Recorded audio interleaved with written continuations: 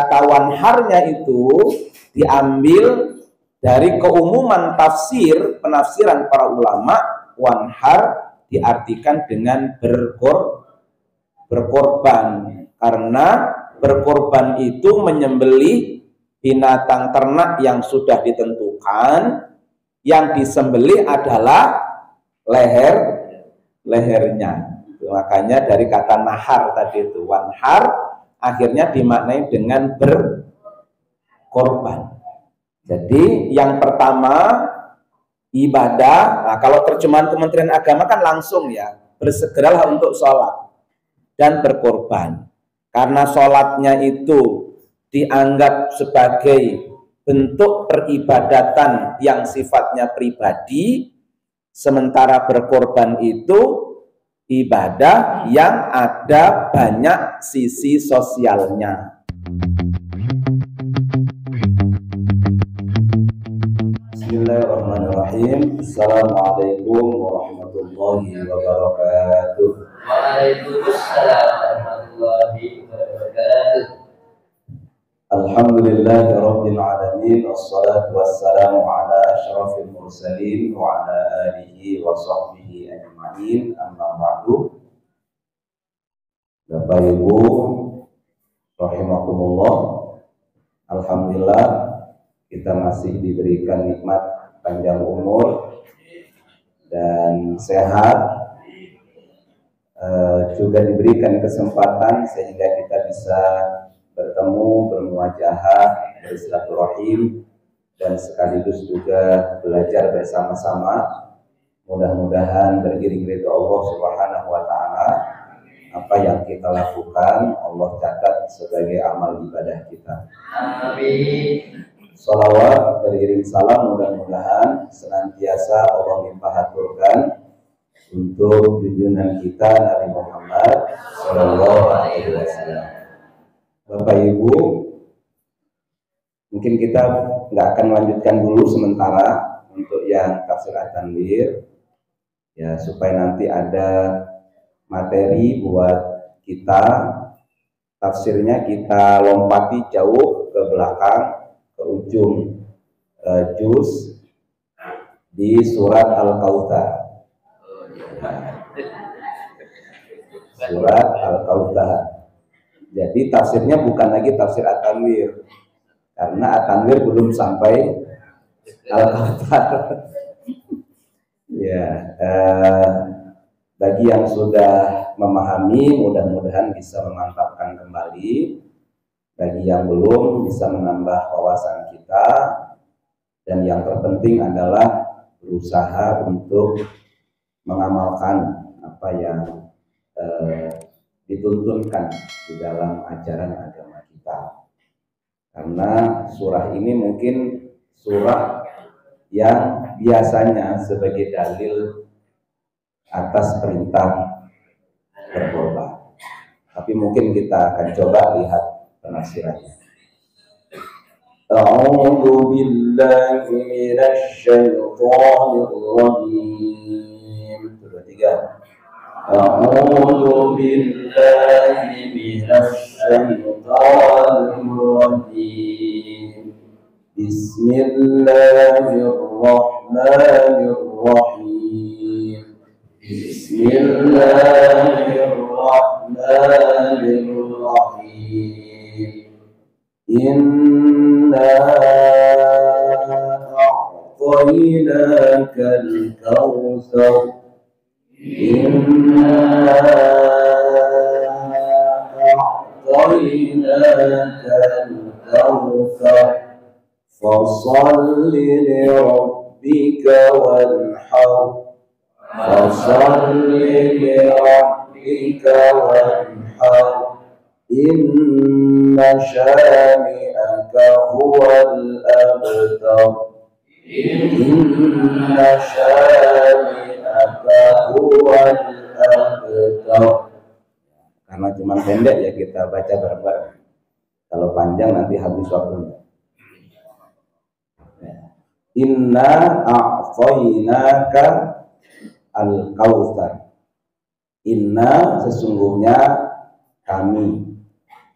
Nah, sebagaimana biasa kita jelaskan di dalam Al-Quran, kalau Allah yang tunggal menyebut dirinya dengan kami itu biasanya untuk menunjuk banyak, ya kan?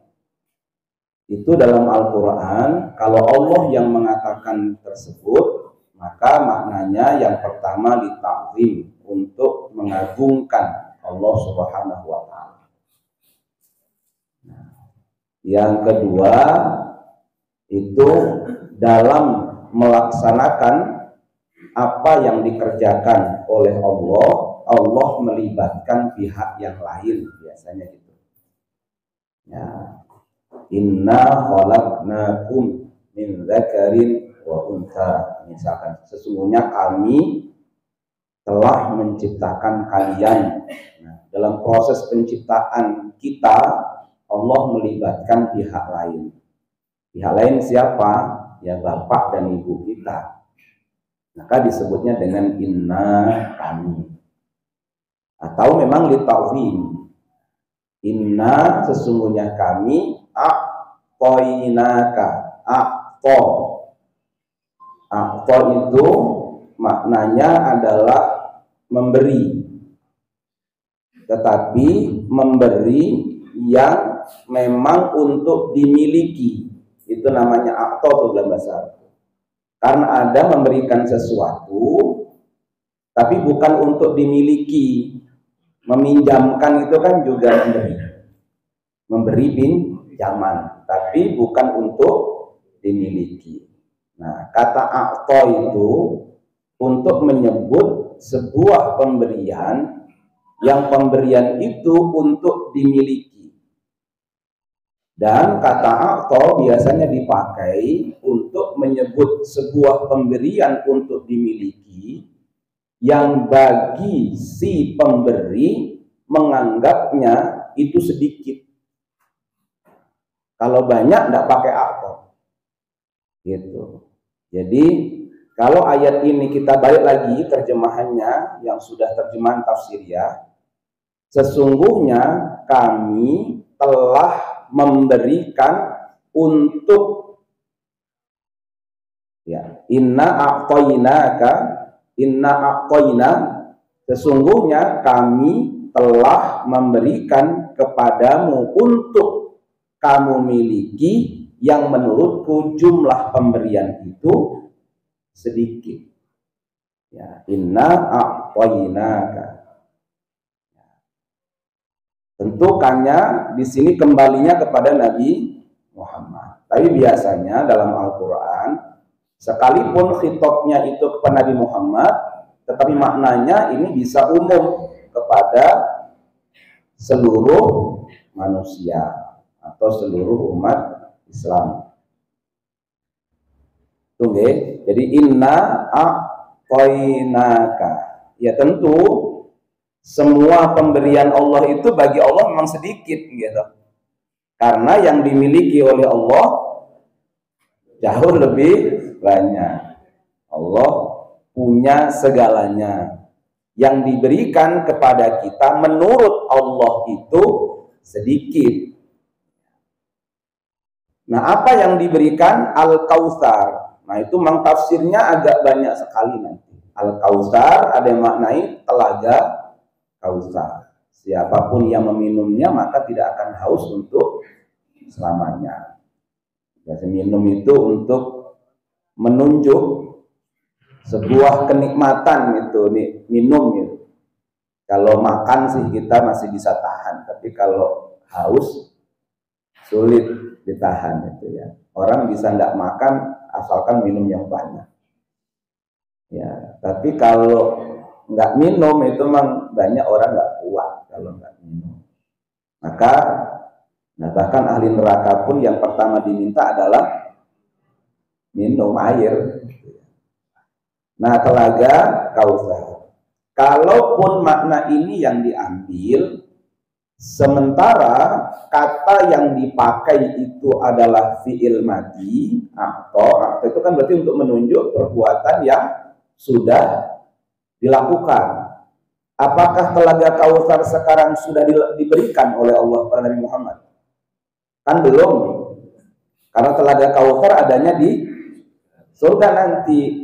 Maka seandainya makna ini yang dipakai dan kalimat yang digunakan menunjuk adalah kalimat masa lampau telah, maka maknanya adalah sekalipun Allah menggunakan kata lampau untuk sesuatu yang belum terjadi, itu berfungsi untuk memberikan kepastian bahwa itu pasti akan terjadi. Nah, itu dalam kajian tafsirnya begitu. Nah, kalau Allah untuk menunjuk sesuatu yang belum terjadi tapi menggunakan kalimat lampau telah gitu ya. Itu bukan salah bahasa. Tetapi memang ini untuk menunjukkan bahwa yang belum terjadi itu pasti akan terjadi. Jadi pasti kelak Allah akan memberikan telaga Kautsar. Kalau itu yang dipilih pemaknaannya. Tapi kalau kata Al-Kautsar digunakan makna asli bahasanya, itu kan dari kata katsir. Katsir itu maknanya banyak. Nah, berarti kalau ini yang dipakai, makna dari ayat ini menjadi sesungguhnya kami telah memberikan kepadamu untuk kamu miliki yang menurutku jumlahnya sedikit, tapi bagimu. Betul enggak tuh ya? Iya. Betul itu. Bagi kita banyak. Bagi Allah tentu itu sedikit, tapi bagi kita amat sangat kita khawatir. Apa sih yang tidak? Kecuali kalau orang yang tamak. Kalau yang tamak yang nggak pernah pemberian apa saja jumlahnya ya sedikit. Nah, ini juga bisa memberikan tuntunan pada kita. Kalau kita memberi sesuatu kepada siapa saja, maka hendaklah kita menganggap pemberian yang kita berikan itu jumlahnya sedikit, supaya kita tidak pelit. Nah, ini ya ngasih sesuatu kok menurut kita kok akeh men yo sing tak keke. Itu malah nggak jadi, nanti menyesal nanti kita. Tapi kalau kita memberikan itu menurut kita ini sedikit, insya Allah kita akan mudah untuk memberi. Ngapunten nggih Bu, niki mung sak menten pun niki kathah sanget. Nah itu ya. Tapi bagi kita mung sak menten. Ya, ini saya nyayur lodah ini Bu. Ini mung sak panci loh Bu, ini kayak. Kalau kita menganggapnya banyak, ya tentu akan berat buat kita. Kan banyak orang itu nggak suka memberi karena yang bersangkutan itu selalu eman dengan apa yang dipunya. Berapapun memberi kayaknya sudah banyak banget itu. Padahal dia ini tak wae iki lho Bu, iki barang. Mas. Akhirnya mau disebut-sebut terus jadi tidak ikhlas. Nah, maka tapi bagi kita yang menerima, berapapun jumlah yang kita terima, harusnya kita anggap banyak sehingga kita mudah untuk bersyukur. Gitu kan? Iya. Ngapunten ibu mung sak menten pun iki pun kathah sanget. Nah, itu harusnya kan begitu ya. Nah, tapi kita ini sering-sering diberi banyak pun menganggap sedih. Mau sak mene. Akhirnya sing nguwahi barang lara ati. Iya. Ngomong gombal kaya ngene dikeke. Itu artinya kita nggak bersyukur. Ya, jadi ini tuntunan. Memang ayat ini cukup singkat ya. Tapi maknanya luas sebenarnya. Kalau kita mau ambil tuntunan pelajaran dari potongan ayat ini. Nah, yang diberikan kepada Rasulullah dan kepada kita itu amat banyak sekali. Wa ammal yatima fala taqhar wa ammas sa'ila fala tanhar, dan seterusnya. Nah, kemudian ayat yang kedua apa, Bu? Inna fasalli. Nah, fasalli. Fa-nya itu disebut dengan fa-nya fa mufajaah itu. Jadi gini, kata sambung dalam bahasa Arab itu ada beberapa. Ada waw, ada summa tadi itu ya. Contoh misalkan aja ada fa, sofa, ya. Kata sambung wa dan, fa dan, summa kemudian, itu juga kata sambung. Nah, kalau wa itu biasanya untuk menunjukkan perbuatan yang bersamaan. Jadi ja'a Nur Khalis wa Muhammad. Nur Khalis dan Muhammad datang, itu bareng itu. Bersama.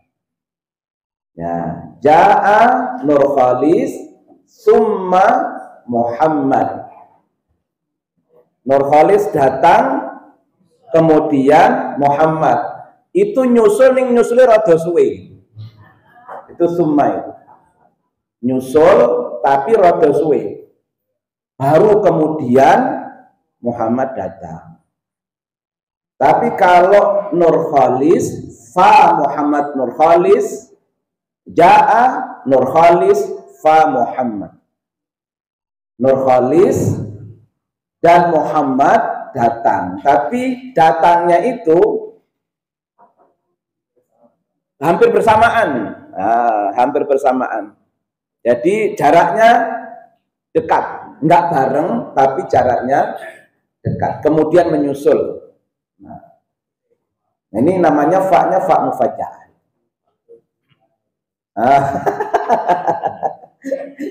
Iya. Kemudian ayat ini berbunyi fa sholli, sehingga dalam terjemah diartikan dengan segera, kan gitu ya. Ya. Segera fasolli, segera sholat. Ada yang memaknai sholat dalam pengertian sholat itu. Ada yang maknai begitu. Maka wanhar, nahar itu kan dada bagian atas. Dada bagian atas itu nahar. Makanya ini tempatnya perempuan menaruh kalungnya biasanya itu. Ya, itu nahar. Orang bunuh diri, bahasa Arabnya intihar. Intihar itu bunuh diri dengan cara ya mencekik atau menggantung. Ya, itu kalau maknanya fasoli itu maknanya segeralah sholat dalam pengertian begitu, maka wanharnya itu diartikan dengan sedekap. Ya, maka sedekapnya itu di atas dadanya, di dada paling atas. Itu tafsiran ya. Nanti soal sepakat atau tidak nanti dulu. Ya, saya hanya memaparkan dari para ahli tafsir. Ya, karena saya bukan mufassir. Ya, saya cuma membaca beberapa kitab tafsir. Nah, itu. Ada yang memaknai fasolli, maka sholatlah dalam pengertian sholat ya ini ya, masih dalam pengertian sholat. Wanharnya dimaknai menghadap ke kiblat, karena dada tadi itu. Wanhar dan menghadaplah ke kiblat. Ada yang maknai wanhar itu berdoalah dengan mengangkat kedua tangan. Itu kalau maknanya fasolli itu sholat dalam pengertian tadi. Nah, kalau maknanya misalkan saja sholatlah dan letakkan tanganmu di dada, misalkan sebagaimana riwayat dari Imam Ali karramallahu wajhah, tafsiran itu. Kalau itu yang dimaknai, maka kita akan mendapati kekurang sinkronan. Dari mana? Karena mestinya Rasulullah itu setiap sholat taruh tangannya di sini kan, karena fasolli wanhar. Tapi kan kalau panjenengan itu berangkat ke Makkah, taruhlah ya, kan ada itu saudara-saudara kita yang sholat dengan tidak sedekap, lepas tangannya. Padahal kita yakin juga mereka melakukan itu karena ada tuntunannya, dasarnya. Nggak mungkin lah, karena itu yang melakukan bukan 1-2 orang gitu ya, banyak. Nah, kenapa kita harus selalu begini? Ya karena jenengan ngikuti majelis tarjih. Karena majelis tarjih menyeleksi dalil-dalil yang ada, dianggap yang paling kuat itu yang begini. Tapi yang paling kuat bukan berarti tidak ada yang lain loh ya. Karena yang paling kuat berarti ada yang lain gitu ya. Apakah yang lain pasti salah? Majelis tarjih pun juga tidak mengatakan yang lain pasti salah, hanya mengambil yang kuat. Nah, kalau kita lihat dalam redaksi Al-Quran, memang keumuman ayat dalam Al-Quran, kalau yang dimaksud sholat itu adalah sholat dalam pengertian dimulai dari takbiratul ihram diakhiri dengan salam, itu biasanya depannya ada kalimatnya, ada aqama, yuqimu, aqimi gitu ya, yuqimunas sholat, itu pasti yang dimaksud adalah sholat tadi itu. Tapi kalau Al-Quran menggunakan kata sholat tanpa didahului dengan aqama, yuqimu, aqimi, itu maknanya lebih umum daripada sholat itu. Nah, contohnya kalau panjenengan diberi sesuatu oleh orang itu, tuntunannya gimana? Wa sholli biha inna sholataka sakanun lahum. Itu Quran kok. Ya. Kalau jenengan diberi sesuatu oleh orang lain, wa sholli biha, maka kalau dimaknai sholat kan berarti maka sholatkan. Maksud jenengan dini sesuatu disolati wong sini. Maka di situ kan tafsirnya doakan orang yang memberi, karena doamu itu akan menjadikan nyaman dan tenang orang yang memberi itu. Oke, matur nuwun nggih Bu, mudah-mudahan jenengan rezekinya lancar. Ah, itu kan hati jadi tenang. Itu pakainya sholat itu. Wa sholli biha inna sholataka, sesungguhnya kalau di mana sholatmu itu akan menangkan. Sholatkan orang yang memberi pada jenengan itu karena sholatmu. Nah itu nanti malah kok jenengan sholat Bu? Nggih, jenengan maringi niki kula tak sholat.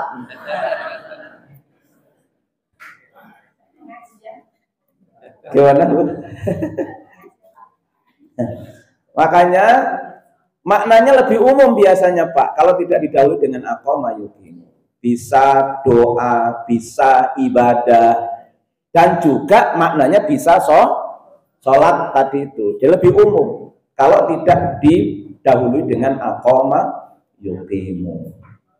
Maka ayat ini mungkin lebih tepat menggunakan keumuman dari penggunaan Al-Quran itu. Fasolli, segeralah beribadah. Jadi kalau kita merasa bahwa pemberian Allah, dan memang pasti iya, jumlahnya begitu banyak yang diberikan pada kita, segeralah kita ini beribadah sebagai tanda syukur kita. Jadi ibadah itu memang sebagai tanda ucapan terima kasih kita pada Allah. Termasuk makna sholat tadi itu. Nah, sholat itu akan bagus memang kalau motivasinya untuk bersyukur, gitu. Tapi kalau untuk kewajiban memang rada lelet tadi ini. Sholat itu kewajiban, lelet mesti. Wong kita itu lebih senang nuntut hak daripada melaksanakan kewajiban model kita itu kan. Ya kalau nuntut haknya peng-pengan nih kewajibannya rada lelet biasanya. Makanya sholat dolelet niku krono nganggep sholat itu semata-mata kewajiban. Coba sekarang dimaknai yang lain. Sholat itu sebagai syukur, ucapan terima kasih karena memang kita sudah begitu banyak dianugerahi nikmat oleh Allah Subhanahu wa taala. Nah, itu. Wanhar, nah maka kata wanharnya itu diambil dari keumuman tafsir, penafsiran para ulama. Wanhar diartikan dengan berkorban, karena berkorban itu menyembelih binatang ternak yang sudah ditentukan, yang disembelih adalah lehernya. Makanya dari kata nahar tadi itu, wanhar akhirnya dimaknai dengan berkorban. Ya, berkorbanlah. Jadi yang pertama ibadah. Nah, kalau terjemahan Kementerian Agama kan langsung ya, bersegeralah untuk sholat dan berkorban. Karena sholatnya itu dianggap sebagai bentuk peribadatan yang sifatnya pribadi, sementara berkorban itu ibadah yang ada banyak sisi sosialnya. Nah, maka beribadahlah dengan ibadah dalam konteks ibadah pribadi, tetapi juga beribadahlah yang punya dampak ibadah sosial. Nah, itu penafsiran dari fasholli lirabbika wanhar, hanya untuk Tuhanmu. Ya, karena ibadah kita ini kadang-kadang juga tidak untuk Tuhan. Kita kalau ibadah masih sibuk dengan syarat dan rukun. Bukan nggak penting, ya penting memang itu harus. Kalau nggak sesuai syarat rukunnya kan juga nggak sah. Tetapi diterima, diberikan pahala, berapa jumlah pahalanya, bukan soal sah atau tidak sahnya, tapi soal perbuatan hatinya. Jadi haji nggih sama, haji itu harus syarat rukun niku terpenuhi, ya sudah, dia sudah gugur kewajiban menjalankan ibadah haji, sah hajinya. Tapi mabrur atau tidak mabrur itu urusan hati. Ya, karena fikih itu untuk kunci dia sah atau tidak sah itu fikih. Rukun, syarat, rukun. Itu nggak penting. Tapi berhenti di situ itu bermasalah. Jadi termasuk nanti orang-orang yang kelompok awal-awal dimasukkan ke neraka itu kan, kalau hadis Nabi ya, itu menakutkan, tapi jangan mengecilkan lah ya. Tentu kita semangat lah, semangat. Jadi orang yang jihad salah niat, orang yang belajar dan mengajar yang salah niat, orang yang sedekah yang salah. Ya sedekah aja nih Pak, gitu. Sampai ada hadis lain bagaimana itu dipamerke oleh Allah itu ya pahalanya, pahala sholat pamerke. Luar biasa, ini kok kagem kula ya Allah. Senes, waduh. Lah kula niku ahli salat ya Allah. Yang ngerti aku. Ning salatmu biyen krana gitu ya. Dadi iki saiki ditunggonmu. Gitu. Yang jihad, yang ahli baca Quran dan gitu kan ditutuke. Ternyata dudur hae. Karena haknya sudah didapat dulu ketika di dunia. Baca Quran hanya pingin dianggap sebagai orang yang ahli Al-Quran. Lah nang dunya disanjung-sanjung krono rene. Berarti wis entuk. Nah, nang akhirate boten hansal, ngoten niku. Iku tergantung perbuatan hati berarti memang. Maka fasholli li rabbika. Nah, wanhar nanti. Inna syani'aka, ini sentai waktunya. Inna syani'aka, ini kayaknya ayat yang terputus kata beberapa orang. Karena seakan-akan nggak ada kaitannya dengan ayat yang pertama, yang kedua, pertama dan kedua. Inna syani'aka, sesungguhnya syani'aka yang membencimu huwal abtar, dialah yang terputus. Nah, karena ayat ini dikaitkan dengan hinaan orang-orang musyrik Makkah kepada Kanjeng Nabi, karena Kanjeng Nabi niku habis wafat putranipun Ibrahim, nggih. Maka rumor berkembang di masyarakat. Orang yang tidak punya anak laki-laki itu terputus. Karena nasab itu bergantung pada anak laki-laki. Itulah kenapa orang-orang Arab niku kalau dua anak perempuan itu jan koyo aib niku loh. Bahkan ada keyakinan di masyarakat anak perempuan itu sudah membunuh orang tuanya sebelum orang tuanya mati. Karena sudah habis itu nanti. Saya anaknya 3 perempuan semua, Pak. Wah, itu nasab saya habis. Saya hanya dipanggil nanti ketika anak saya menikah. Nah, saya terima nikahnya Balma Bahira Akia binti Nur Khalis itu saat itu. Nanti setelah itu anak dari atau putu saya itu nggak akan nyebut lagi nanti mbahnya dari saya, dari pihak istri kan. Dia akan menjadi putune melu bapak kan gitu kalau nasab itu. Wah, ini wes. Makanya bagi orang Arab waktu itu ini aib. Nah, dulu itu aib. Nah, dan itu tradisi itu dipegang betul Bapak. Anak laki-laki itu memang dianggap sebagai penopang keluarga. Maka di Arab itu kan rumahnya bertingkat zaman dulu. Rumah yang paling bawah itu bapak ibu. Yang tingkat kedua itu untuk anak laki-laki.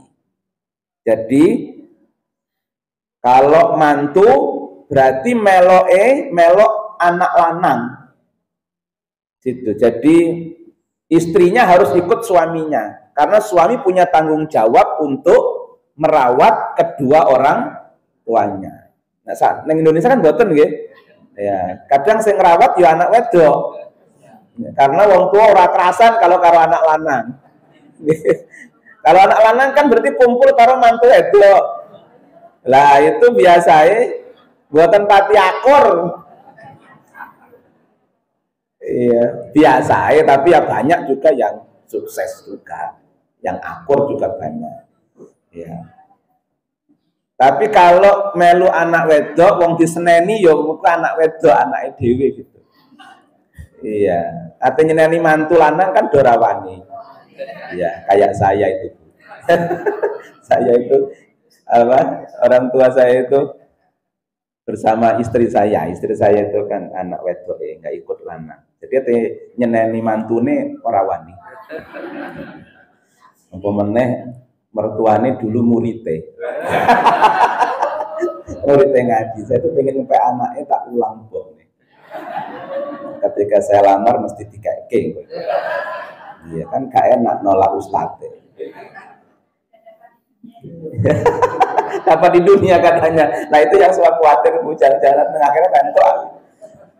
Oke, huwal abtar. Maka kata Al-Quran bukan karena anak laki-laki itu wafat, Nabi Muhammad tidak punya anak laki-laki, kemudian abtar, engkau terputus. Yang menghinamu itulah yang terputus. Nah, untuk mengkaitkan dengan ayat 1 dan kedua, supaya ini tidak dianggap sebagai ayat yang terpisah, wong nyatane gabung tadi siji. Nggak mungkin nggak terkait sama sekali, maka itu dikaitkan juga dengan amal ibadah. Nah, amal ibadah yang tidak diawali dengan bismillah huwal abtar. Betul ya? Amal ibadah yang tidak diawali karena Allah huwal abtar. Terputus. Tidak ada pahalanya. Sedangkan engkau Muhammad, engkau kan orang yang amat beriman kepada Allah. Maka pahalamu tidak akan terputus. Dialah orang-orang musyrik yang terputus karena amal perbuatan apapun yang dilakukan tidak didasari li rabbika. Itu jadi gabung tuh ayat tuh. Kalau mau itu yang tafsirannya. Nah, sehingga memang amal perbuatan apapun termasuk nanti korban, termasuk nanti ibadah-ibadah yang lain, ya memang kalau pahalanya pengen tetap sambung hingga ke akhirat harus li rabbika. Ini PR yang paling besar buat kita.